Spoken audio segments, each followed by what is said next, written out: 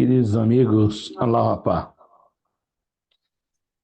o Chinó canta a satisfação de trazer o Farzin para um tema todo especial, a dinâmica da jornada espiritual, parte 2. Tinha que ser uma pessoa especial para falar de um tema tão especial. Seja bem-vindo, Farzin, fique à vontade, por favor. Obrigado, João, obrigado, Janete, obrigado a todo mundo que veio. A gente, 2 meses atrás, a gente falou um pouquinho a introdução. Eu acho que todo mundo que está aqui estava presente, se não me falha a memória. E eu tenho certeza que ninguém mais lembra o que a gente falou. Eu se lembro. Aqui, ó. A Leia lembra. Ah, A Leia lembra. Pois é, muito bem. Eu não vou fazer uma recapitulação, porque o assunto de hoje ele não tem necessariamente uma conexão direta com o assunto da parte um. E Miranda Luciano chegou, bem-vinda, muito bom, fico feliz que Miranda conseguiu Olá, vir. bom. Ela, Olá, rapaz, bom. Feliz de estar com nós, você. nós estudamos Olá, esse paz. assunto alguns Bom, anos atrás juntos. Eu fiquei com uma dívida que era traduzir essa parte do livro, e demorou alguns anos, mas eu paguei a minha dívida, traduzi, e aí agora a gente está usando esse material traduzido para fazer a apresentação de hoje, né? Então, em breve a gente termina a tradução também, se Deus quiser, do livro todo. Mas, enfim. Então, hoje a gente vai falar sobre a relação entre três grandes obras de Bahá'u'lláh, que foram reveladas no início da dispensação dele, quando ele ainda estava em Bagdá, que são os Sete Vales, as Joias dos Mistérios Divinos e o Kitab el-Iman. E é muito interessante porque a gente não, numa primeira olhada, a gente não vê uma relação entre eles, né? Entre esses livros. E é interessante porque o Sr. Saidi, ele coloca uma visão sobre, olha, prestem atenção, né? Prestem atenção nos detalhes, né? Então, mas antes disso, né, a gente vai falar sobre aquilo que Bahá'u'lláh define como misticismo ou como uma jornada espiritual. Eu prefiro esse termo espiritual do que místico, mas, enfim, são a mesma coisa. São quatro elementos, né, que o Sr. Said ele coloca dentro dos escritos de Bahá'u'lláh. Então, o primeiro elemento a gente abordou na parte um, que é o princípio da absoluta transcendência divina. Então, vocês lembram, a gente estava falando sobre aquelas questões de que, olha, alguns pensamentos religiosos colocam Deus como inacessível e sem nenhuma conexão com o ser humano. Outras vertentes religiosas colocam Deus como diluído na natureza e como fazendo parte de tudo, né? E que Bahá'u'lláh, como é que Bahá'u'lláh enxerga isso, como é que ele coloca isso numa visão completamente diferente de Deus refletindo dentro do coração, dentro do Fu'ad, né? O Bab explica, Bahá'u'lláh também, e como é que essas coisas se conectam, a divindade e a criação, né? Então, é o princípio da transcendência divina, e Bahá'u'lláh coloca o propósito da jornada espiritual como sendo o reconhecimento do manifesto de Deus para cada época, né? Essa jornada, ela passa por isso e é o propósito final dela, o reconhecimento. O segundo item, né, o segundo princípio fundamental que distingue o que Bahá'u'lláh, a visão de Bahá'u'lláh sobre a espiritualidade das outras visões, é a ideia da jornada espiritual ela ser historicamente dependente. Ela é historicizada. É uma palavra super difícil de falar, mas é o termo mais adequado, né? Ela depende do tempo, depende do momento em que a humanidade está vivendo. Então, o, essa jornada espiritual, ela depende, ela acontece em termos historicamente específicos. Mudou a história, mudou o momento, a maneira como essa conexão do ser humano com Deus acontece também muda. Assim como muda aquilo que Deus quer para o ser humano, né?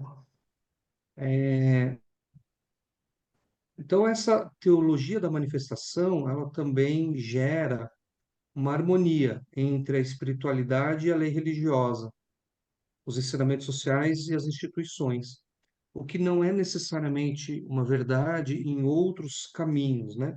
A gente vê principalmente isso dentro do pensamento sufi,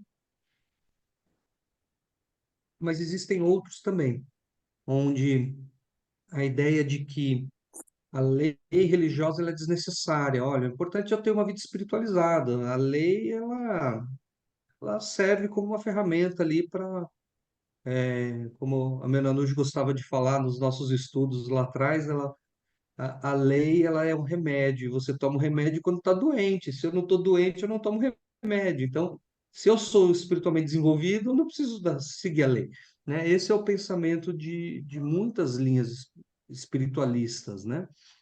Especialmente do sufismo. E Bahá'u'lláh, ele harmoniza essas coisas, né? Ele harmoniza, a gente viu isso bastante também na parte um. A gente viu um pouco disso, a gente viu em outras abordagens que eu fiz aqui no Roxinol. E o quarto princípio fundamental é de que a espiritualidade, ela é inseparavelmente ligada ao princípio da unidade da humanidade como objetivo final da vinda de Bahá'u'lláh. É, a gente, a gente às vezes não para pensar nisso, né? Mas tudo que Bahá'u'lláh revela é serve como uma ferramenta para essa jornada espiritual e serve como uma ferramenta para a construção daquilo que é o propósito da missão dele. O propósito da missão dele é a unidade da humanidade. Então, todos os princípios, todas as leis, todas as explicações, tudo aquilo que Bahá'u'lláh traz, faz parte desse objetivo. É uma ferramenta que ajuda, de alguma forma, contribui, ou que é fundamental para que esse objetivo seja cumprido. Fez sentido para vocês? Né? Como o nosso assunto hoje não é muito extenso, a gente tem bastante tempo para comentários. Então, fique à vontade para abrir o microfone e falar. Eu sei que a Meire e a Leia têm muito assunto para conversar aqui e para contribuir para a apresentação, né? Então, fiquem à vontade.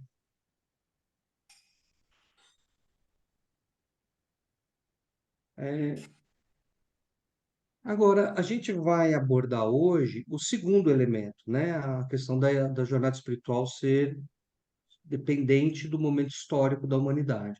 Então, esse é o nosso assunto de hoje. Dentro desse conceito, a gente tem duas questões centrais, né?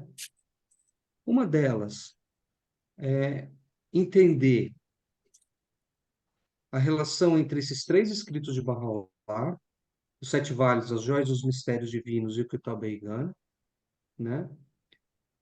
Como é que eles se conectam e será que eles tratam do mesmo assunto? Será que eles tratam de assuntos diferentes? Como é que é essa relação? E o segundo elemento é o que nós vamos ver no próximo encontro, que é o significado de retorno nos escritos do Bábí de Bahá'u'lláh, né? Então, a maneira como eles ressignificam isso, né? A gente vai ver um pouquinho disso hoje, que vai fazer parte também da conexão entre essas três obras, mas a gente vai ver com mais profundidade no mês que vem, né? Muito bem. Algum comentário, dúvida, pergunta? Hoje todo mundo está tímido. Não, estou vendo aqui o povo se justificando. Então, quando você coloca, é interessante, eu não sabia essa comparação que você falou da lei, até uma citação da Dona Meire, essa questão da lei ser um remédio, que isso é do sufismo, e o que tem de gente apaixonada pelo sufismo, né? E eles continuam, eles não evoluíram, continuam acreditando nisso. Olha, Janete, as religiões, né? As religiões, elas, em geral, a gente abordou isso numa outra apresentação. Elas entendem que elas não precisam evoluir, né? Elas entendem que elas são a representação imutável da vontade de Deus e que a É, vontade de isso Deus não mesmo. muda, né? Então, eu lembro que eu usei um termo que algumas pessoas ficaram meio chocadas, né? Que as religiões elas se fossilizam, né? Eventualmente, de vez em quando, alguém vai lá e propõe uma reforma, e aí a confusão começa, né? Mas, enfim, e é por isso que é importante a ideia da revelação progressiva, a ideia desse tema que a gente está trazendo hoje, de que a religião, ela é uma coisa que depende da época, que depende do tempo, do momento. E mais do que a religião, a jornada espiritual das pessoas. Porque a religião ela serve a um propósito. A religião ela tem o propósito de ajudar o ser humano na sua jornada espiritual. Se não fosse por isso, não precisava ter. Verdade.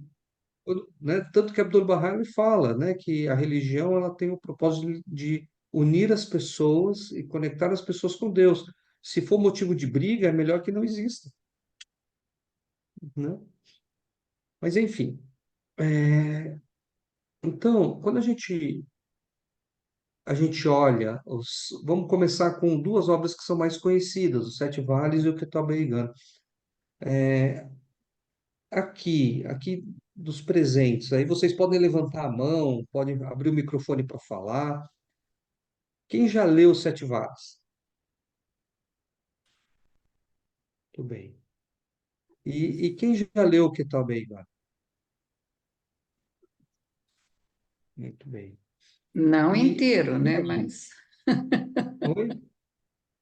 Não, mas pelo menos trechos, né? Tudo bem. não, É, já tivemos alguns estudos sobre. legal. Eles abordam temas diferentes ou eles abordam o mesmo tema?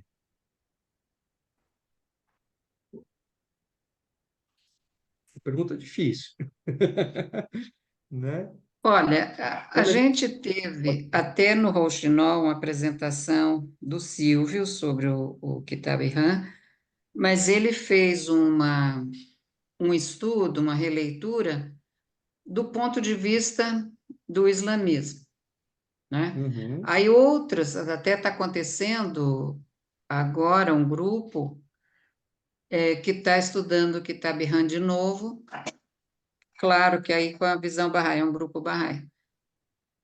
Então, a do Silvio, como ele trouxe essa visão, esse estudo a partir do olhar do islamismo, deu um pouco de diferença do que a gente está uhum. acostumado estudando como Bahá'í, né?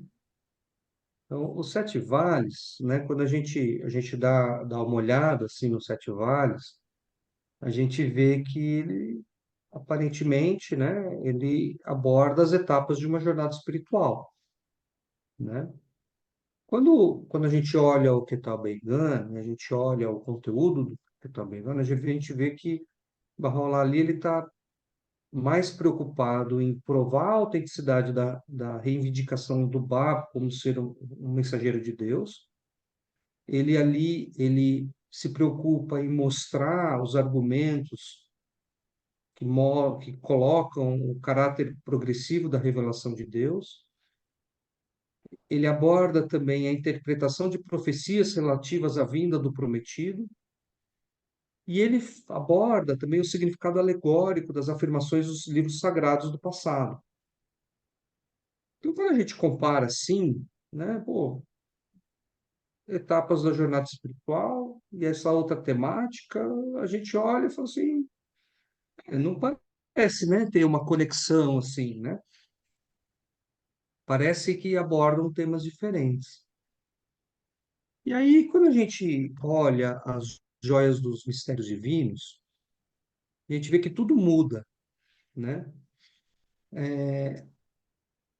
O Bahá'u'lláh, lá na página 20 do Kitab Eigan, Bahá'u'lláh fala que o Kitab Eigan é uma continuação dos assuntos abordados nessa obra, As Joias dos Mistérios Divinos. Tudo bem. Então, é uma continuação. Então, a gente imagina que eles vão tratar dos mesmos assuntos, né? Eventualmente vão ter até o mesmo estilo literário, possivelmente, né? Só que quando a gente olha o título completo dessa obra, As Joias dos Mistérios Divinos, a gente vê que o título ele relaciona as joias dos mistérios divinos com a mais elevada jornada daqueles que pretendem se aproximar de Deus. Então, olha só, é uma continuação do o Kitab Eigan é uma continuação desse livro, e esse livro está relacionado com jornada espiritual das pessoas. Então, quando a gente olha assim, parece que tem uma conexão entre esses três livros, né? Mas quando a gente olha o título, a gente imagina então que Bahá'u'lláh vai abordar o conteúdo desse livro de uma forma que seja similar, de alguma forma, com os Sete Vales. Talvez não exatamente os Sete Vales, mas, olha, uma busca espiritual, né? Então, qual é o caminho dessa busca, né? Então, a gente imagina que vai ter uma conexão ali mais óbvia com os Sete Vales. Mas quando a gente olha o texto, ele parece mais com o Quetuabeigan. Aí a gente fica confuso, né? Porque Bahá'u'lláh fala, olha, aqui vai falar sobre a jornada. E a gente olha, o conteúdo parece com o Quetuabeigan. Então aqui já começam algumas dicas, né? Quando a gente olha o texto em si, né? Bahá'u'lláh, ele começa o texto das Joias dos Mistérios Divinos com uma declaração que de que se deve refletir sobre o porquê todos os mensageiros de Deus são rejeitados pelos povos no seu tempo. Por que que as religiões anteriores daquele mensageiro de Deus negam o mensageiro de Deus? Por que que eles não acreditam, né?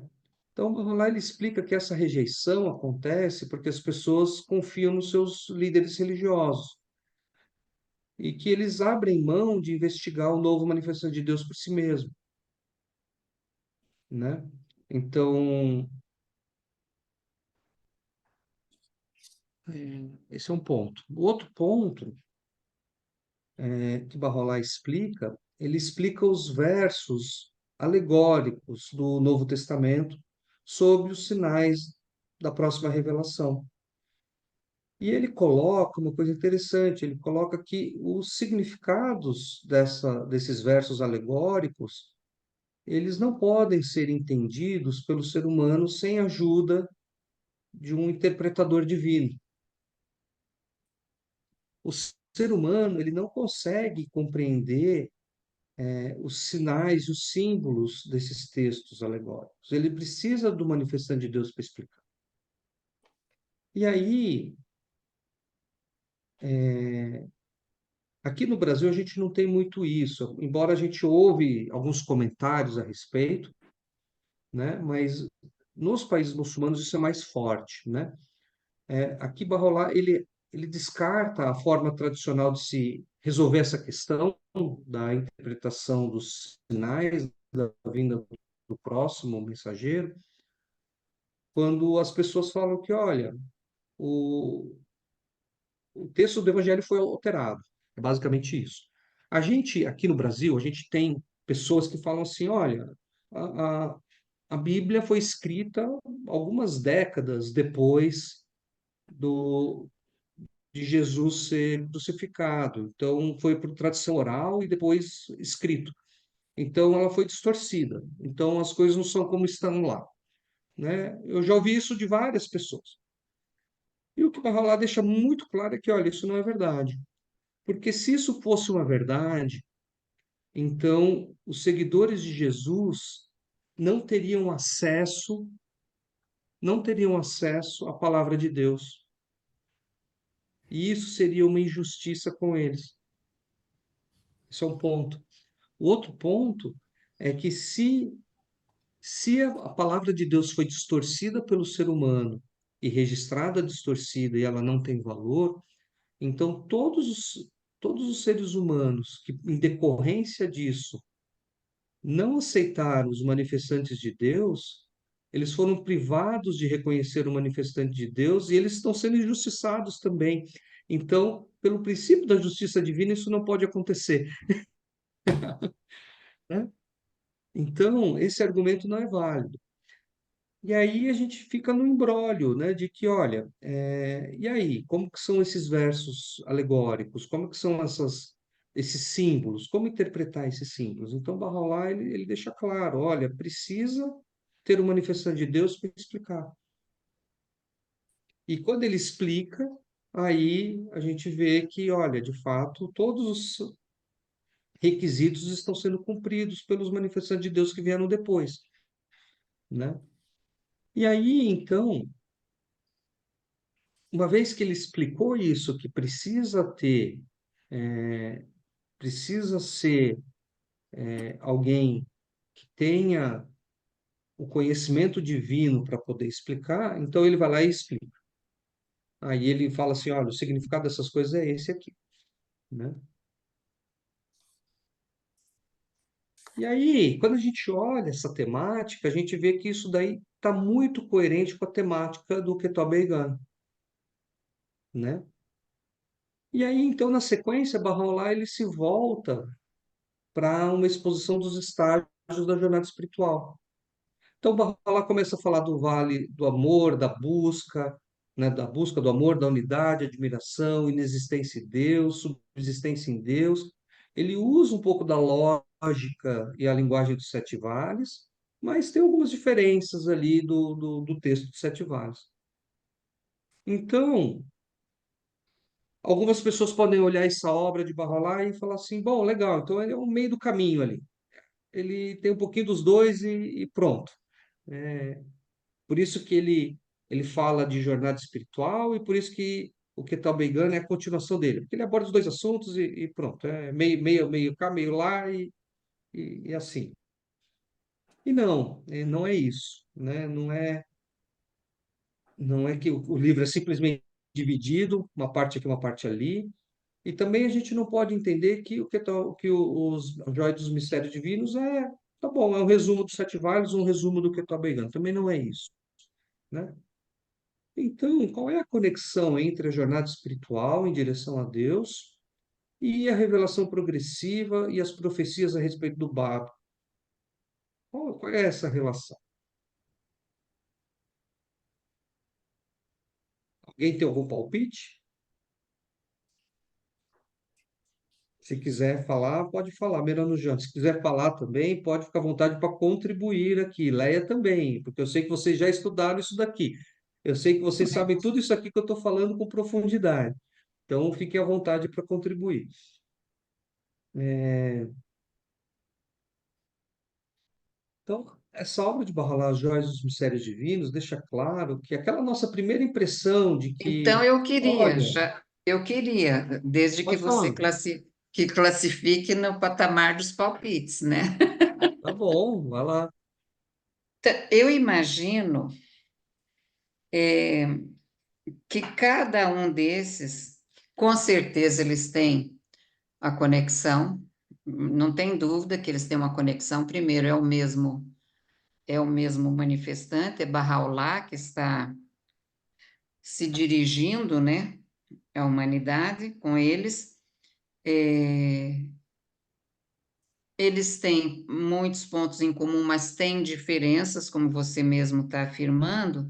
E eu imagino, e como você coloca que esses são uma das ferramentas que Bahá'u'lláh utiliza para é, é, para que a humanidade possa é, fazer essa jornada espiritual.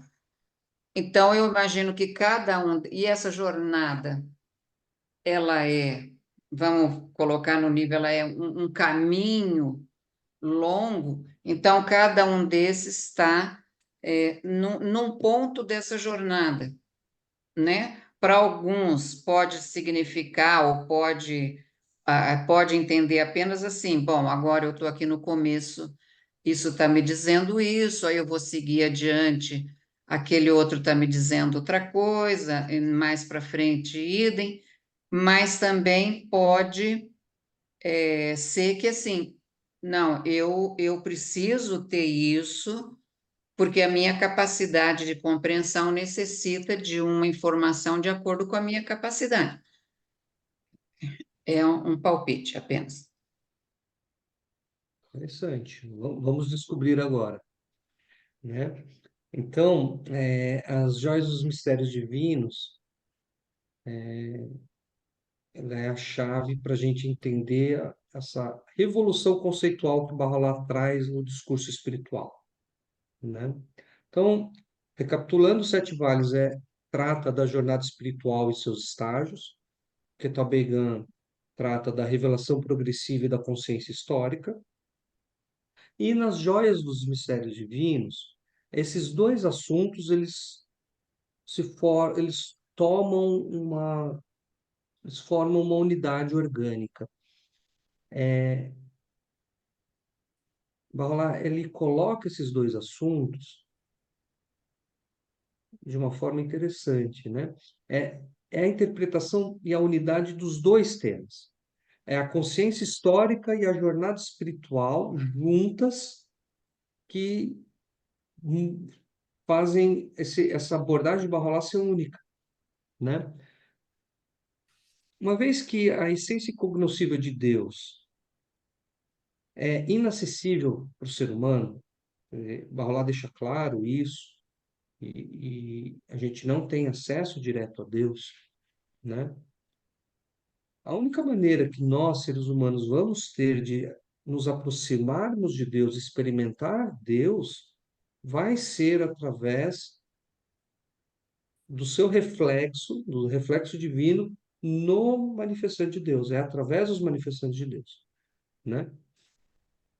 Então, os manifestantes de Deus refletem no reino visível a luz de Deus que está no reino invisível, né?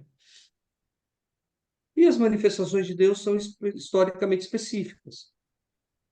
Olha, se os seres humanos só podem abordar Deus através do manifestante de Deus, o manifestante de Deus é dependente do momento da humanidade, e chegar a Deus e reconhecer a Deus e entender o que Deus quer para a gente é a nossa jornada espiritual, então essas duas coisas só podem fazer parte da mesma realidade.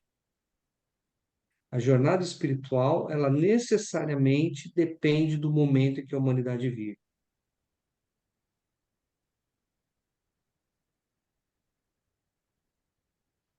Então, a história, ela se torna espiritualizada.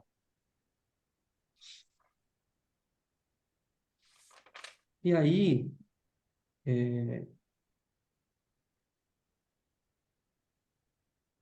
a humanidade, e aí aqui a gente separa duas realidades, né?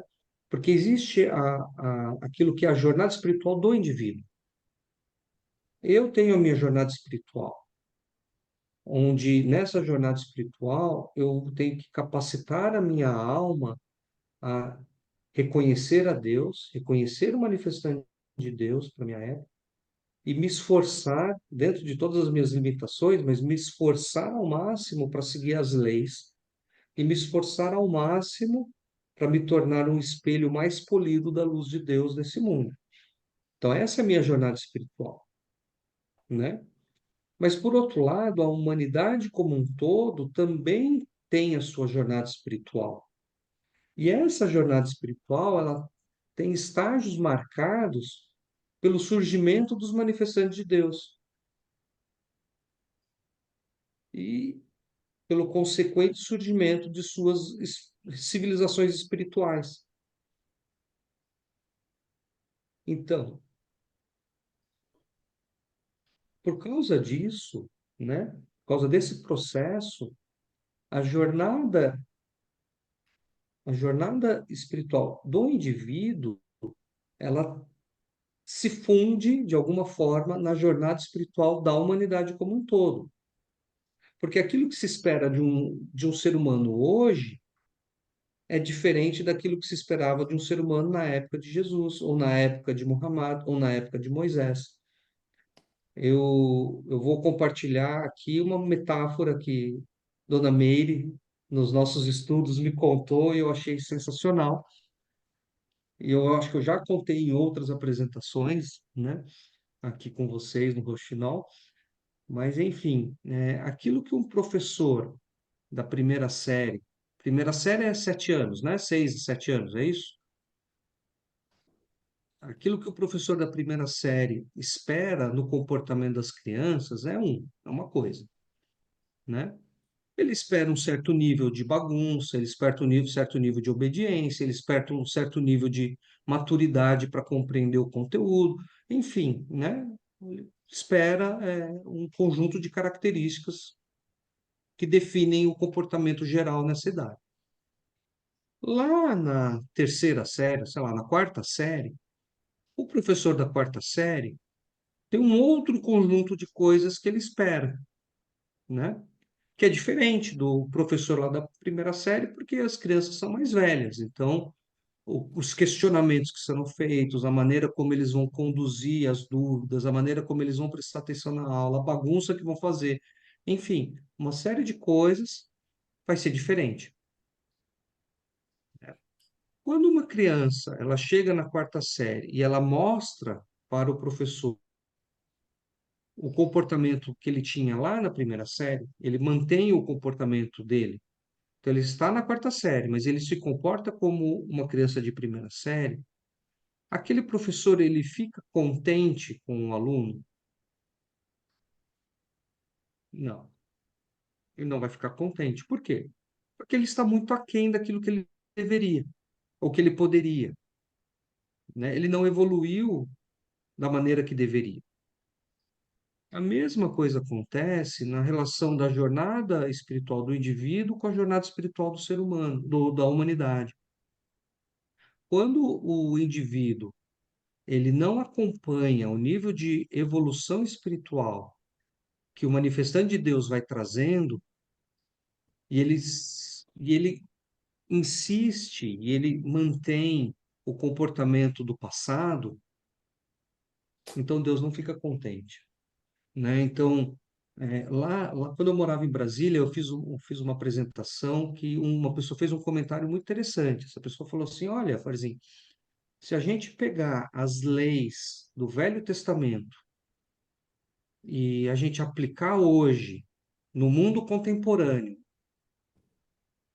de uma maneira estritamente rigorosa, a gente vai ter até problemas legais, né? Não cabe mais no mundo de hoje a aplicação rigorosa das leis do Velho Testamento. Não cabe. Por quê? Porque o mundo é diferente, o mundo é outro, né? E aí, como fica? A gente abordou isso na apresentação passada um pouquinho, né? Então vejam, essas coisas elas vão se conectar. Então, eu estou divagando agora aqui, mas a, a jornada individual, a jornada espiritual individual, ela é condicionada pelo estágio espiritual e cultural da sociedade humana e pela revelação da verdade espiritual correspondente a isso, né? E aí, por conta disso, a jornada espiritual não é idêntica para todo mundo em todos os momentos da história humana. Ela não é idêntica para todo mundo em todos os momentos da história humana. Tudo depende daquilo que o manifestante de Deus traz em cada momento da humanidade.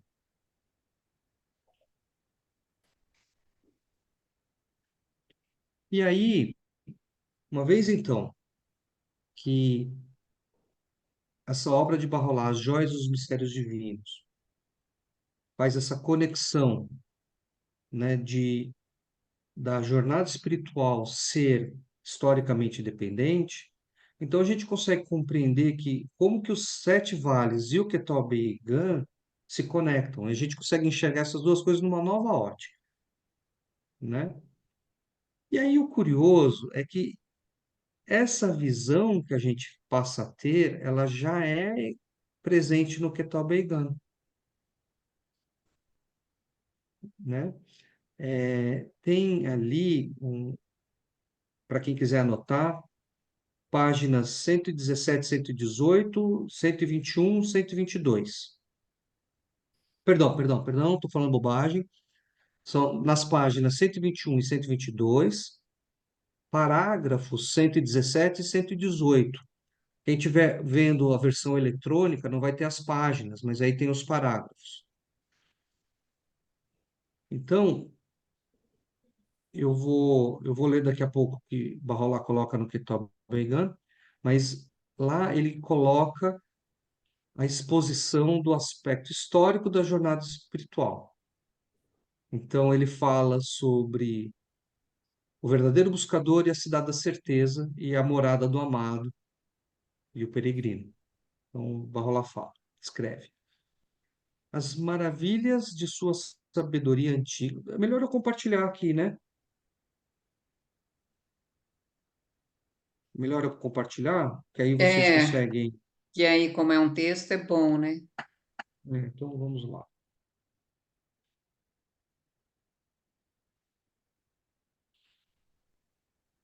Vamos vamos ver, está habilitado aqui.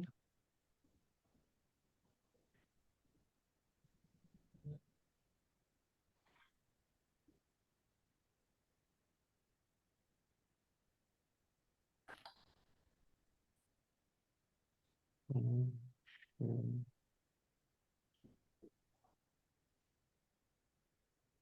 Cadê? Achei.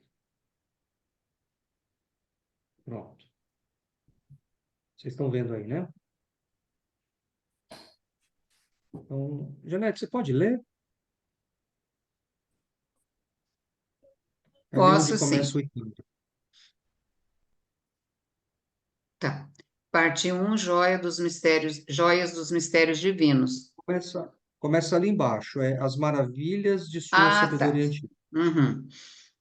As maravilhas de sua sabedoria antiga e no farfalhar das folhas da árvore que floresce nessa cidade, quem alcança essa cidade satisfaz sua sede sem água e sem fogo acende a chama do amor divino. Aqueles que valorosamente se empenham na busca da vontade de Deus, uma vez que renunciem a tudo salvo a Ele, afeiçoar-se-ão a essa cidade e tanto se lhe prenderão que inconcebível lhe seria separar-se por um momento sequer.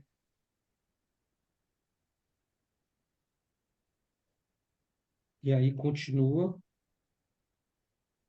nos parágrafos 118 e 119, na página 122, onde Bahá'u'lláh explica o que quer dizer essa cidade. Então, essa cidade é a difusão da revelação divina em cada época. Uma vez em cerca de 1000 anos, haverá essa cidade de se renovar e mais uma vez ser adornada. No tempo de Moisés foi o Pentateuco, no de Jesus o Evangelho, no de Maomé o mensageiro de Deus, o Alcorão. Neste dia, o Baião, e na era daquele que Deus tornará manifesto seu próprio livro.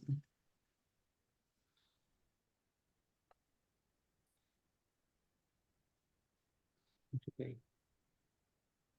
Obrigado, Janete. Nada, obrigada a você.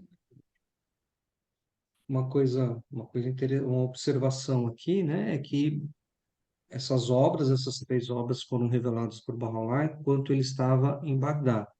Portanto, foi antes do período do Resvã, certo? Então, ele ainda não tinha declarado a missão dele, então ele se refere ao tempo daquele que Deus tornará manifesto, porque ele ainda não se manifestou, né? Muito bem. Então, vamos só voltar aqui, agora que a gente teve a compreensão de que a cidade que Bahá'u'lláh fala é a revelação de Deus, né? Então, aqueles que valorosamente se empenham na busca da vontade de Deus, uma vez que renunciem a tudo, salva ele, afeiçoar-se-ão a esta cidade, portanto, a esta revelação. E tanto se lhe prenderão que inconcebível lhe seria separar-se por um momento sequer. A jornada espiritual do ser humano em busca de Deus, dependendo do momento da história em que aquela pessoa vive. E muito bem, e aí agora a gente abre para comentários, que já estava aberto antes, mas a gente agora abre mais explicitamente para comentários. A minha apresentação ela encerra aqui, e agora a gente constrói juntos o entendimento sobre isso tudo.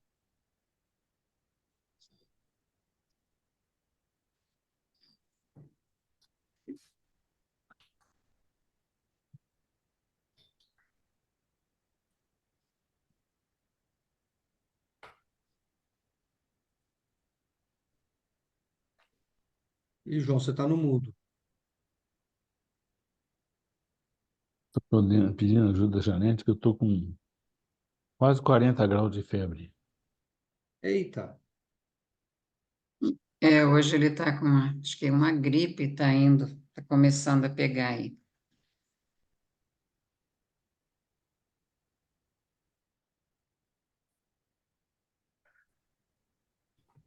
bem. Muito bonita a Olha, apresentação.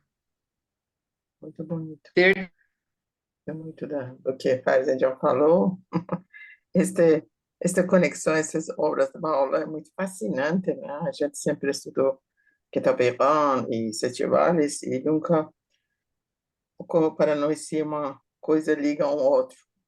De fato, a Joias do Mistério Divino sempre foi uma coisa também meio misterioso, porque ele começa com um discurso bem parecido com Kitab al-Iqan e termina o discurso exatamente com o mesmo raciocínio de Sete Vales.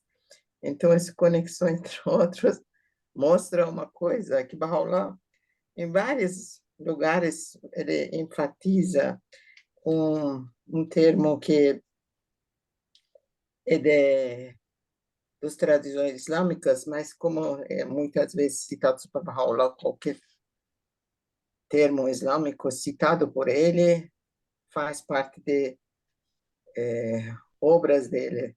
Então, no Kitab al-Iqan, página 113, há 4 vales, nas páginas 25 e nas 7 vales, nas páginas 23, ele fala a mesma coisa. Ele diz que, repita essa frase, o conhecimento é um só ponto, os ignorantes o multiplicam.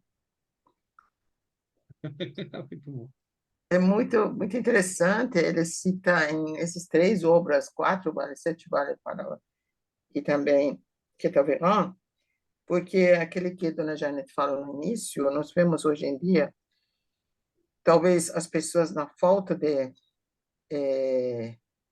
uma guia espiritual, porque a alma humana sempre está em busca de Deus, mas como hoje eles não têm acesso a ensinamentos de Baha'u'lláh e eles não encontram espiritualidade em outros caminhos que está sendo colocado por eles como religião.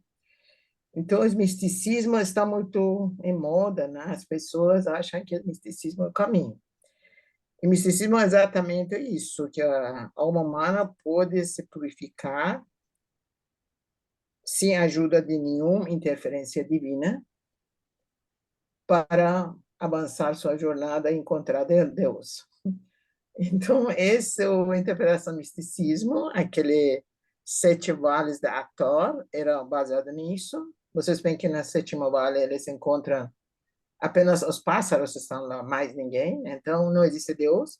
Ser humano se purificando chega ao objetivo da sua busca. Então, nos 7 vales de Baha'u'lláh, que realmente não podemos dizer que é uma obra de Baha'u'lláh, porque Baha'u'lláh queria revelar 7 vales, não. Pediram para ele interpretar os 7 vales de Atar e ele colocou todo o seu conhecimento naquele molde de Atar, que era 7, né?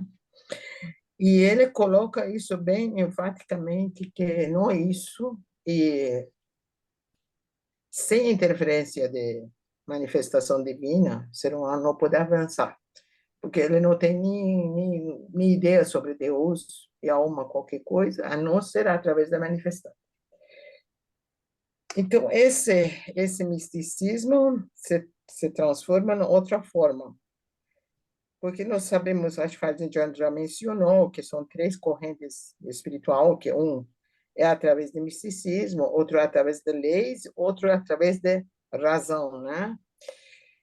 Eles buscam entender as coisas entre Deus, um através de misticismo, que o ser humano por si se espiritualiza chegar a Deus.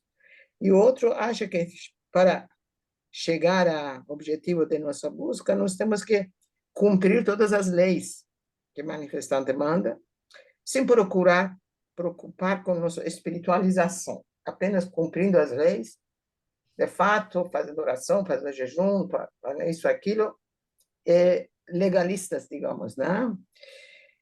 E terceira corrente é terceiro filosófico, que eles acham que através de conhecimento e evolução intelectual você encontra Deus. Os termos em árabe são bem parecidos, muito bonitos. Um é Shariat, outro é Hakikat e outro Tariqat. Então, eles batem a mesma sonoridade, né? Então, essas 3 correntes estão muito em disputa entre si, né? E no Irã, por exemplo, os seguidores de cada um dessas correntes, eles combatiam outro, eles não aceitavam outro, queimavam o livro do outro, né? Por exemplo, Rumi é daquele misticismo, né? Então, obras dele durante um tempo era proibida, né? Então, uma das coisas maravilhosas que Baha'u'lláh traz é a unificação de tudo. Lembrando daquela palavra, conhecimento é um ponto só. Então, ele unifica essas 3 correntes que antes eram na maior disputa, na maior contenda entre si, e ninguém achava que o outro é herege, o outro está negando Deus. Então, mas Baha'u'lláh diz que os 3 estão corretos, estou olhando para 3 ângulos diferentes. Esses 3 ângulos aparecem um pouco mais nitidamente nos 4 vales, obviamente, né? Que cada vale é uma jornada diferente. E aí chegamos a essa conclusão que misticismo, como foi interpretado, a pessoa se purificar para chegar, aproximar a Deus, até se tornar próprio Deus, porque para o misticismo, na auge, ele se torna um homem perfeito, ele é capaz de tudo, ele não precisa mais nada. Baha'u'lláh não discute isso dessa forma, obviamente, ele diz um maior grau de 7 vales, encontrar próprio manifestante, esse é o final da jornada, como a gente já falou. Só que interessante essa visão de Baha'u'lláh, como Farzin já citou também, tudo que ele revelou tem um objetivo social também. Objetivo social para construir uma ordem no mundo, ordem de paz e unidade da humanidade. Então, tanto aqueles legalistas, tanto aqueles corrente da filosófica ou conselho místico, todos achavam que essa era a solução para o homem. Mas Paula diz, não importa que solução que o homem adota para si, ele tem que olhar para o manifestante, e o objetivo de tudo isso é construir uma nova ordem, que é a unidade da humanidade. Por isso que jornada espiritual fica reinterpretada dessa forma, né, daqui talvez, como se fosse uma jornada coletiva. Então, o ser humano apenas não se preocupa que eu vou encontrar Deus, ou vou ficar iluminada, vou ficar abençoada, minha vida vai seguir a lei divina, tal. Mas o que importa o que acontece no mundo. A humanidade vai avançar, essa jornada é da humanidade. De certa forma, cada manifestante é uma etapa dessa jornada, e o último manifestante, Baha'u'lláh, é a última jornada final, porque já não chegou no fim. Porque os manifestantes anteriores vieram para preparar a humanidade nessa jornada. E vejam como as coisas unificam nessa visão de Baha'u'lláh. De novo, nós vemos que a verdade é uma só, né? E as pessoas, como diz aquele dizer, a verdade, o conhecimento é um ponto, e os ignorantes o multiplicam. Essa multiplicação é fruto de nossa falta de conhecimento, né? Então, isso é muito interessante, de fato, para mim foi uma descoberta maravilhosa, junto com o Farzin Jorge de tudo isso, que é essa obra, que a gente achava que apenas uma obra, não tínhamos muito assim, interesse de focar nele, Joias do Mistério Divino, mas, de fato, ele que resolve um paradoxo, né? Ele une a jornada individual, que foi pregada em todas as religiões, porque o misticismo está em todas as religiões. Existe no islamismo, existe no judaísmo, em todos eles têm esse ramo de misticismo, muito defendido, muito segmentado, tem muitos caminhos, tal. Mas, de repente, Paulo resolve esse paradigma, esse paradoxo, e coloca ele como final dele como jornada coletiva da humanidade, através de várias etapas de manifestação. Então, a coisa fica tão clara, que é nítida. Aquele que está na palavra oculta persa 22, quando Baha'u'lláh diz: os sábios e os letrados, durante séculos e milênios, procuraram encontrar a verdade. Mas, com muito sofrimento, com muito empenho, eles não chegaram à ponta desejada. Mas tu, sem esforço nenhuma, chegaste a este ponto, ele disse. Então, nós que não somos nem, eu digo por mim, não sou nem estudiosa da misticismo, nem estudiosa de teologias, nada disso. Eu vejo com tanta clareza essas verdades das chaves de Baha'u'lláh. E eu sou aquele que não fez nada e ganhou isso de presente. Então, os Baha'is ganharam esse de presente de Baha'u'lláh, essa reinterpretação dessa jornada que era tão discutido, tão até controverso, que criava guerras, criava disputas, as pessoas até se agrediam fisicamente por causa de uma crença e outra. Então, Fárzia, muito obrigada, foi muito gostoso ouvir você, a gente estava com uma saudade. Hoje eu consegui, porque hoje uma aula que à tarde aconteceu foi cancelada, então eu tinha mais forças para estar aqui com vocês.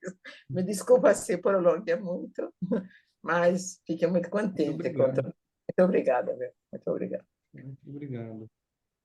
É sempre muito gostoso ouvir a senhora falar, né? Então, muito obrigado. É isso. Mais alguém quer comentar alguma coisa?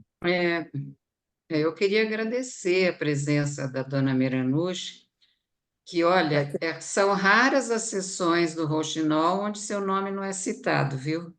Porque um ou outro sempre fez algum estudo, sempre tem algum estudo, e apesar de já algum tempo, hoje é o primeiro dia, depois de 4 anos que Rouxinol atuava aos sábados, às 17 horas daqui, 20 ou 21 horas lá de Lisboa, que a gente vem para quinta-feira, porque em Portugal são 4 horas a mais agora, são 2 vezes por ano, 4 horas a mais lá, e para o pessoal estava ficando meio tarde. E para os nossos aqui, aos sábados, a maioria está tendo atividades locais, né? Então, começamos na quinta esse horário para fazer uma experiência. E para nós nossa, muito prazer a senhora estar aqui. E uma hora que a gente souber que a senhora tenha livre, porque a gente sabe que a senhora dá muitos cursos, faz muitos estudos, a gente gostaria de tê-la conosco aqui para desenvolver um tema, se for da sua disponibilidade e do seu interesse. E o seu comentário muito interessante. Obrigada.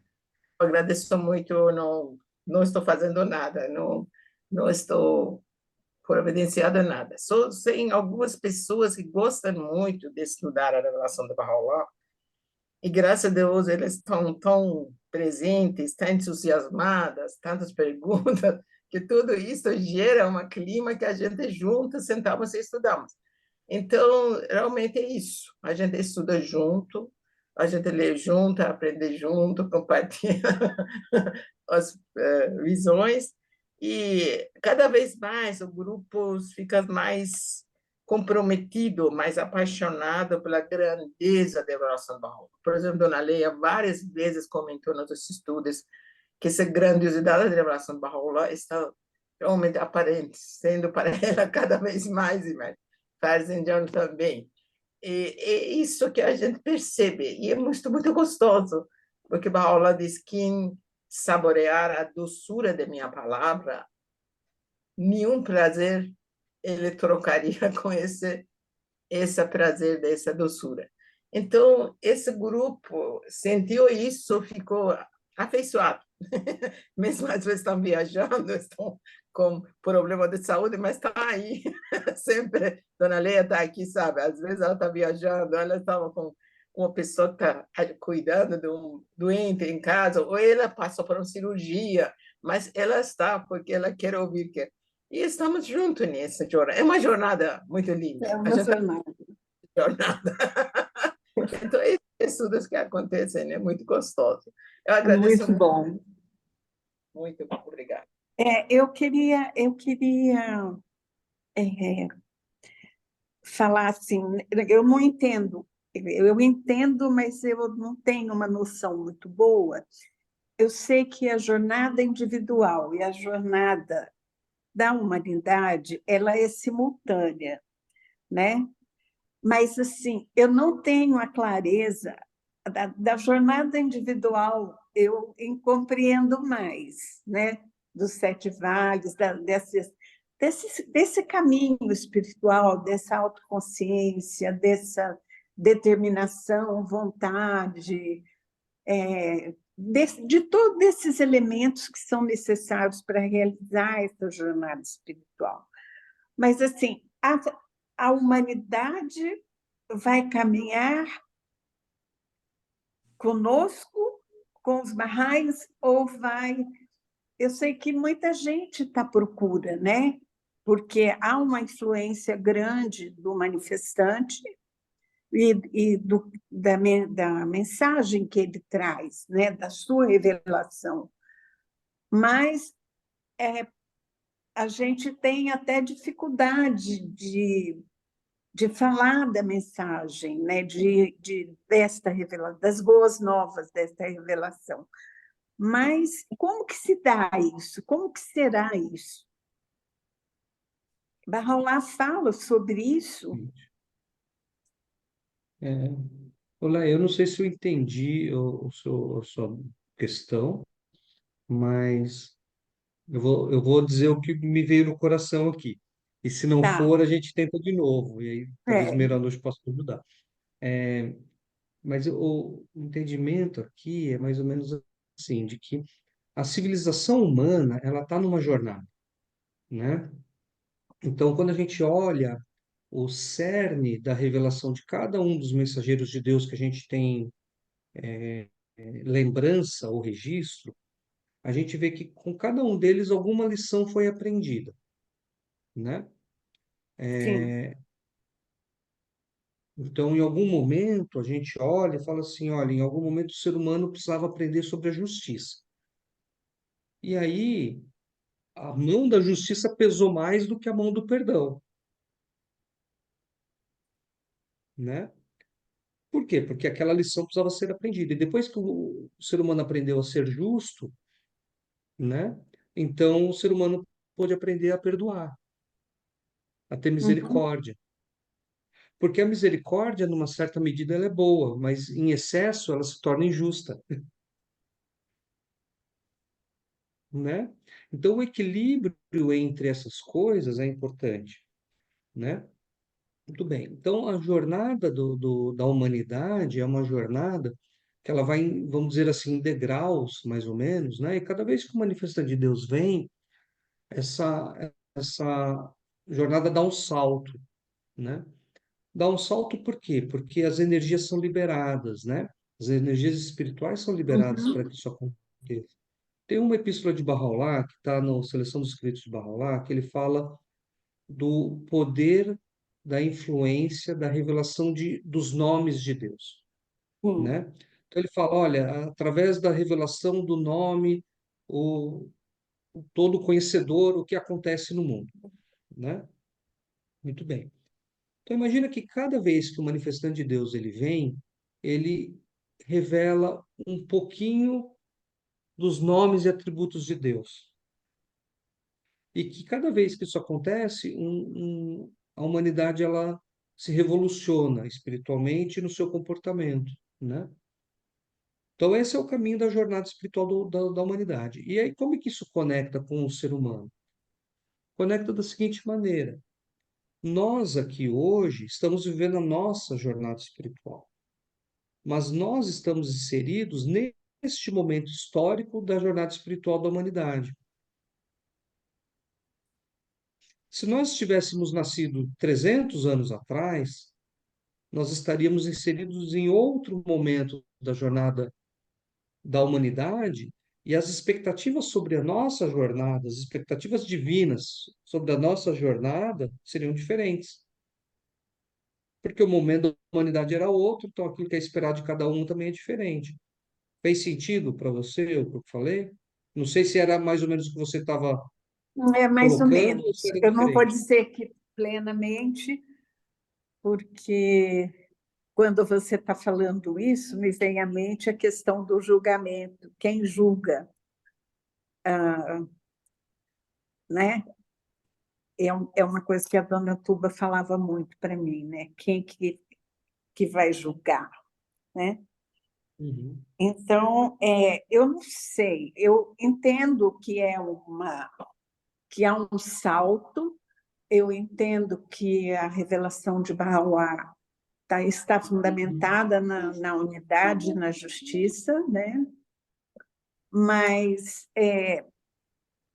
eu tenho a impressão que tem algum outro aspecto que a gente não está entendendo. Não sei se a dona Meire pode me ajudar.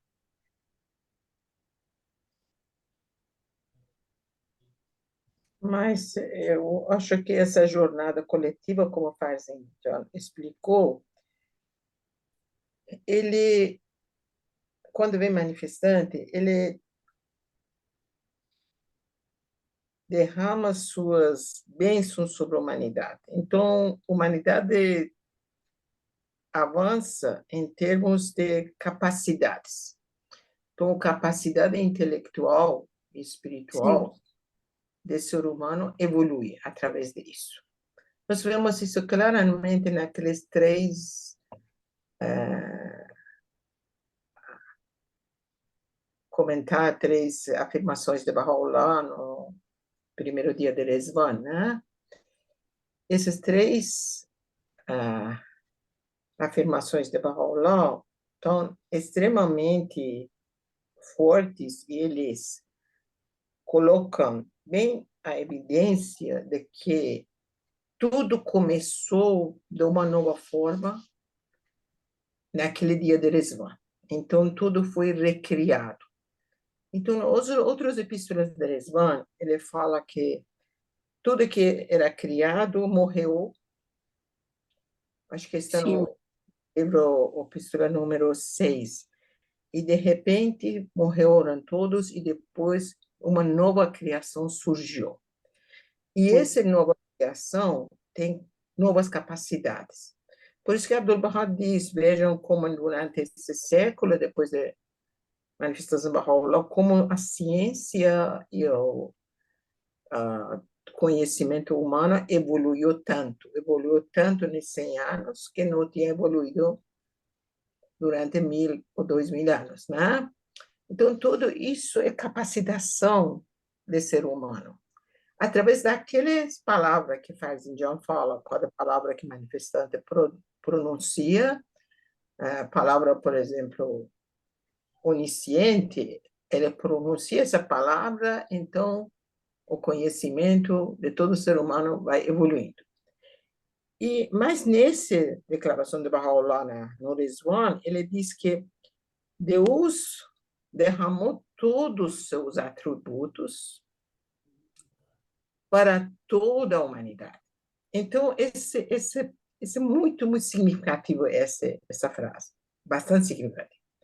Primeiro que todos os atributos de Deus foram derramados. Quer dizer que nas manifestações anteriores a Baha'u'lláh, não era isso, o Farzin citou, era mais justiça que estava enfatizado, ou mais perdão que era enfatizado.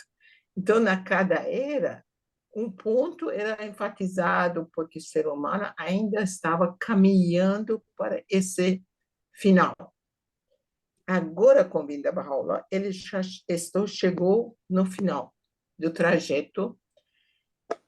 Ele amadureceu-se através das suas etapas anteriores, desde Adão, desde Abraão, ficou se preparando para esse momento final, momento culminante, de consumação de todas as revelações anteriores para Baha'u'lláh.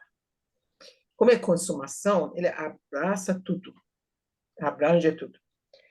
Por isso que o ser humano foi recriado com Baha'u'lláh. Não foi recriado no tempo de Jesus, não. Né? Não, Jesus nunca fala isso. Todos morreram e foram recriados. Ele diz, os mortos se tornaram vivos através da minha revelação, ele diz. Mas a pessoa não foi recriada. Era morto e agora aceitou Jesus e tornou-se a viver. Mas não se transformou, entendeu? Mas Baha'u'lláh diz que morreram tudo. E uma nova criação surgiu. Até nós temos uma compilação sobre nova criação, né? Onde Baha'u'lláh afirma isso. Que é atributo dessa nova criação. Então, todo ser humano no planeta Terra, ele foi agraciado com esses dons. Sem dúvida nenhuma. Porque se não fosse agraciado com esses dons, ele não poderia apreciar a revelação do Baha'u'lláh. Não podia entender a revelação. Sabe? Como fosse você oferecer um discurso de matemática avançada para criança de 7 anos, como Farzin diz. Ele não tem capacidade de entender absolutamente nada. Então, o ser humano foi capacitado para isso, por isso que todo ser humano hoje em dia é capaz de reconhecer Baha'u'lláh. E se não for assim, justiça de Deus não existia, né? Então, ele primeiro derramou todos os nomes e atributos sobre ele. Então, quer dizer, ele está nessa capacidade. Mas, para conhecer Baha'u'lláh e aceitar sua revelação, nós temos livre-arbítrio de cada um, é um caminho de cada um, é uma jornada de cada um. Aí a gente entra nas 7 vales, lembramos da primeira vale sempre vale de buscar. Se o ser humano não está em busca, ele não vai encontrar nada.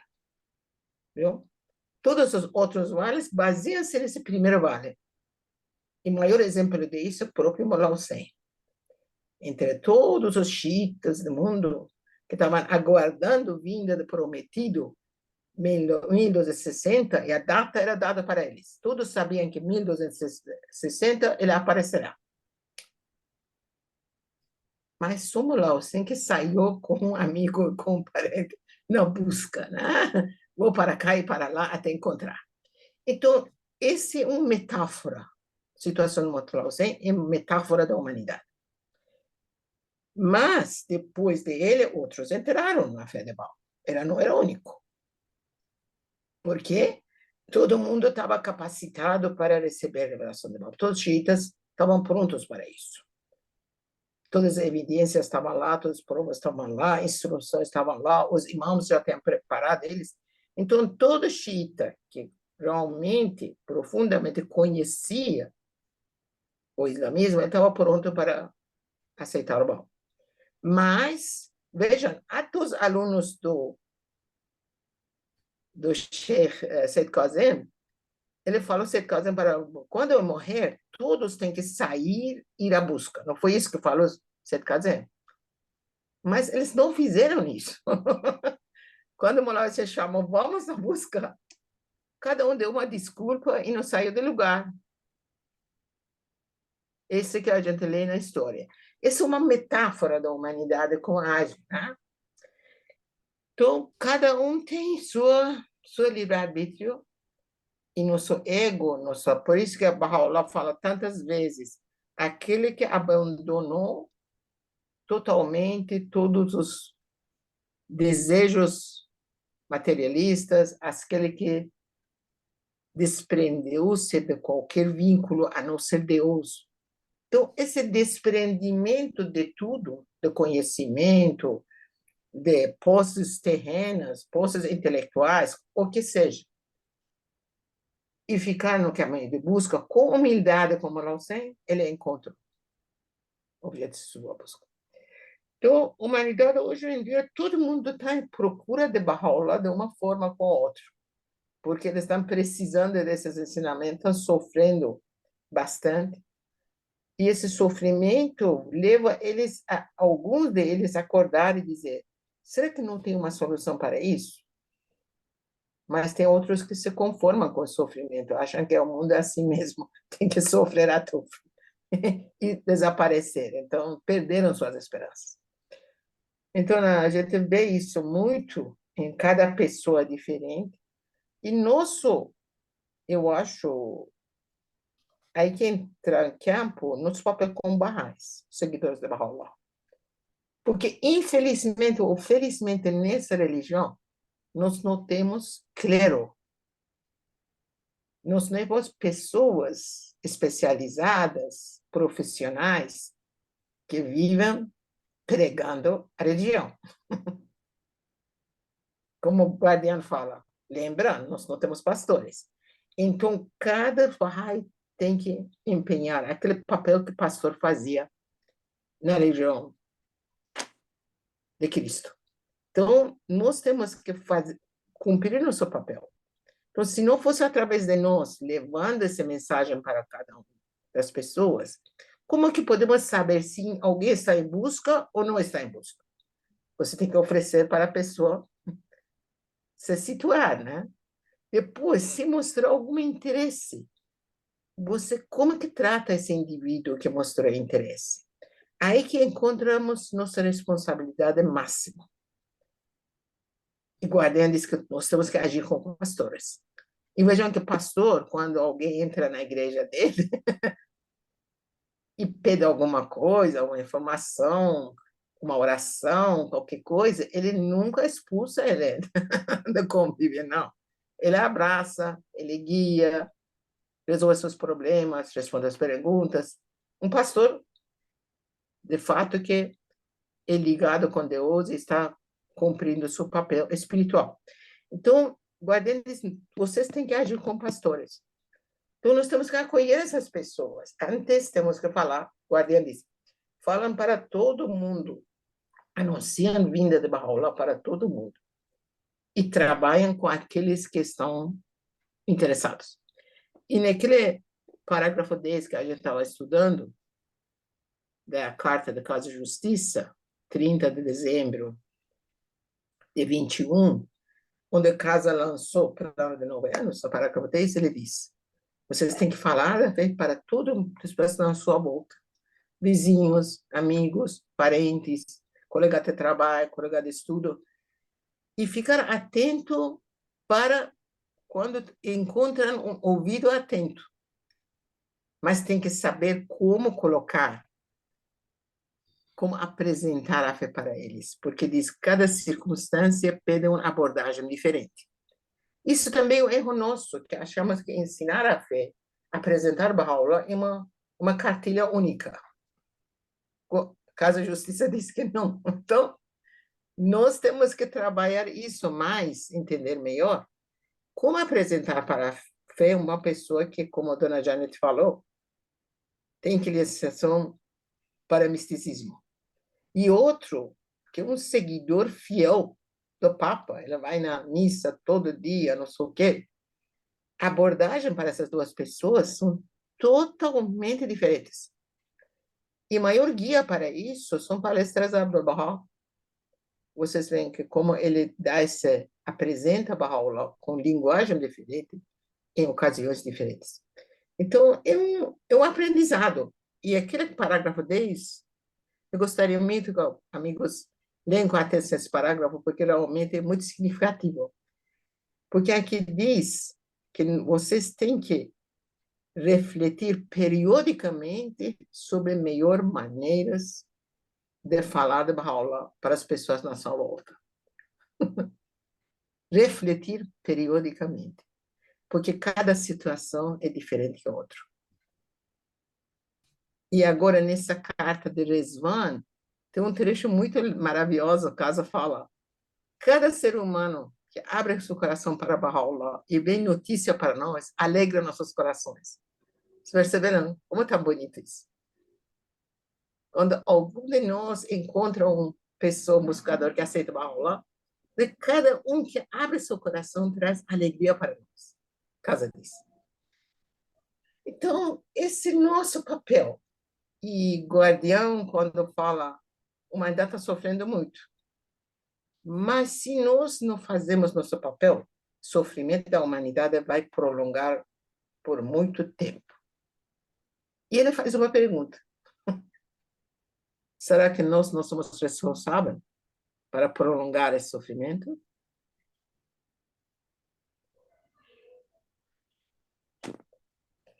Então, queridos, desculpa, eu já falei muito de novo, dona Leia, não sei se respondi sua pergunta, mas eu acho que essa jornada coletiva vai acontecer, a humanidade vai chegar lá, ou através de muito sofrimento, ou menos sofrimento. O guardião diz que essa responsabilidade é nossa, prolongar o sofrimento ou não.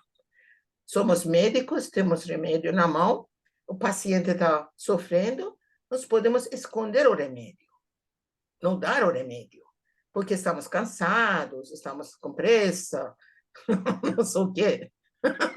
Mas o médico que não oferece remédio é responsável. Um leigo, não. Ele pode ficar junto com o paciente, não tem responsabilidade nenhuma, porque não tem ciência da cura. Mas nos Baha'is, Abdu'l-Bahá diz que vocês são médicos. Baha'u'lláh trouxe uma farmácia, Abdu'l-Bahá diz. Luz do Mundo 51. É lindo, lindo. Ele diz, Baha'u'lláh trouxe uma farmácia. Ele coloca os termos da farmácia. Ele fabricou xaropes, ele fabricou... Sabe, termos que usado nos remédios, ele coloca. Luz do Mundo 51. E diz, esse remédio vai, mas você tem que agir como médico. Médico nunca receita o mesmo remédio para todos os pacientes. Não. Primeiro fica ouvindo o diagnóstico. Abdu'l-Bahá faz o diagnóstico. E Casas disse agora nessa carta: vocês têm que procurar os ouvidos atentos, mas cada situação é uma abordagem diferente. Tem que refletir periodicamente como fazer esse ensino ser eficaz. Aí que a humanidade vai alcançar o objetivo dele, obviamente. Ele vai alcançar.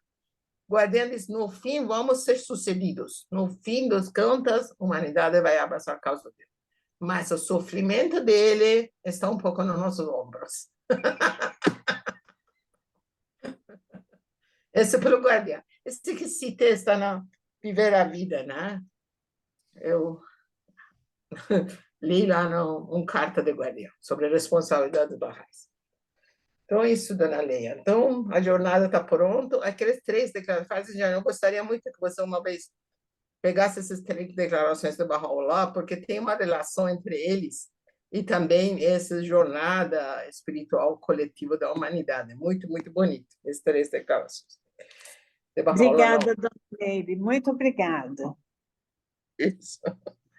Desculpa, se eu caso é você, desculpa, de fato. Isso não desculpa, não. Olha, para mim que eu tenho a Maravilhoso. mesma, eu tenho nesse ponto aí realmente a mesma dúvida que tinha, acho que agora esclareceu um pouco que a Leia, a mesma dúvida, essa questão de jornada espiritual coletiva e individual, agora para mim clareou bem, apesar da gente já estar estudando, né, já há algum tempo, e queiramos ou não, nós estamos sujeitos à jornada espiritual coletiva, com todos os seus avanços, com todos os seus percalços, com todos os seus não avanços, né? E a diferença entre a questão da jornada individual, que antes eu ficava numa dúvida, o que é essa coisa do individual e do coletivo? Quer dizer, Deus derrama bênçãos para toda a humanidade, indistintamente, em todas as épocas, é quando ele se manifesta. Só que numa época vem bênçãos A, na outra época vem bênçãos B, e agora vem a bênção, essa bênção incrível, né, que foi a fé Bahá'í, Bahá'u'lláh, o Bab, Abdul-Bahá, com foco na justiça. E a humanidade, com toda a sua diferença, realmente é um desafio para nós barrais, né, com essa responsabilidade que a gente tem. Aí a questão é se capacitar mesmo para poder entender, para poder ver se a gente consegue ter um pouco dessa sabedoria na forma como a gente está levando esta mensagem para cada ouvido, né? Isso é muito difícil, né? Porque cada ouvido é um ouvido, né? Então, mas foi esclarecedor. Muito obrigada, Farzin. Muito obrigada, dona Miranush.